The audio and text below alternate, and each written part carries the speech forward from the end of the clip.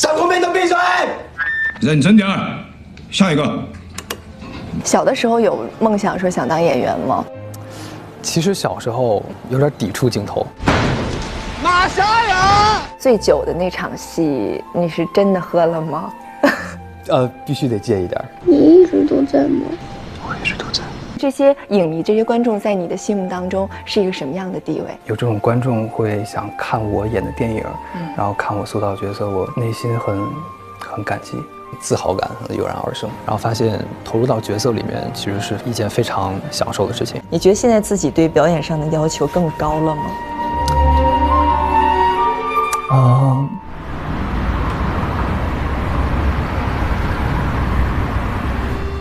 我觉得是视角慢慢更开阔一些了。在大学的时候会更专注于怎么做，专注于演戏本身。我反正很盼着能够再进组。大一进了学校之后，到现在1年多都没有出去拍戏了。你后来慢慢跟大家接触越来越多的工种，越来越了解他们的情况之后，你会慢慢把演员的这个思维调整到我该去做什么。慢慢，反正就是可能视野更开阔一点，你更知道怎么样通过演之外的事情去完整这个角色。那会儿，其实我们一直在找的一件事儿，就是怎么样能让它看起来是松的那种紧。我们它其实，你看他们的身体各个肢体都是很紧张，但实际上他们就跟我们正常的现在的样子是一样的，他们大脑并没有多余的去控制。我们一开始调眼神啊，调抖动的肢体啊，调各种幅度，其实都是在找这件事儿。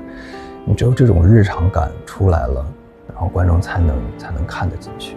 你不亲身的花时间花身体这个去做，就是很难达到。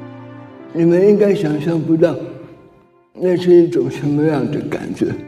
食堂其实也是整部电影当中非常重要的一场戏，而且呢是一个长镜头。那是一条完成的吗？没有，那个2条半吧。第一条其实没有下地，第一条坐在桌子上，然后看完回放之后觉得还是下地好，然后第2条就下地。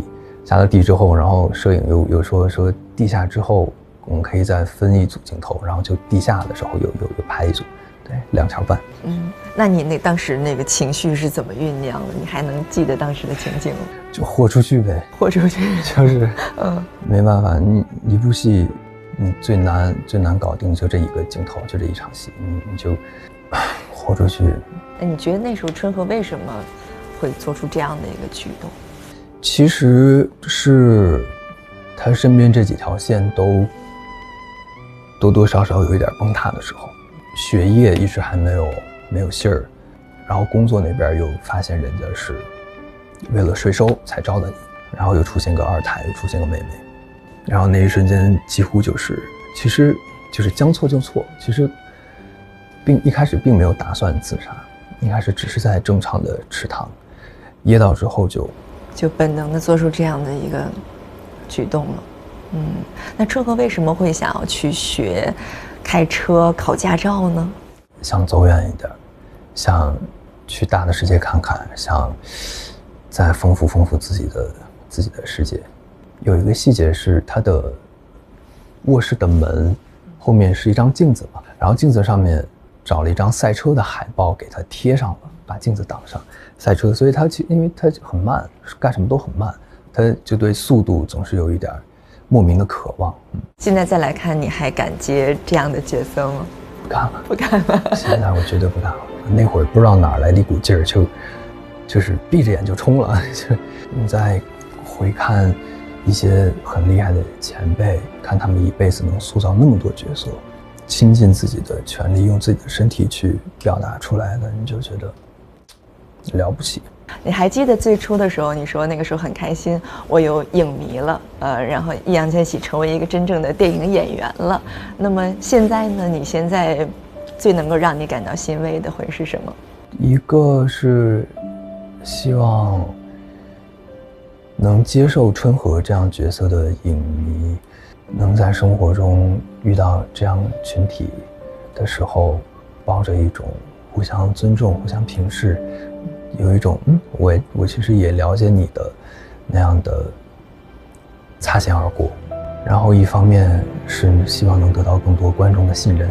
你在每一次感觉到自己的边界，然后还能不断的在这个部分尝试到新的东西的时候，我觉得就是很难得的艺术体验。让我们再次举起这杯酒，干杯啊，朋友！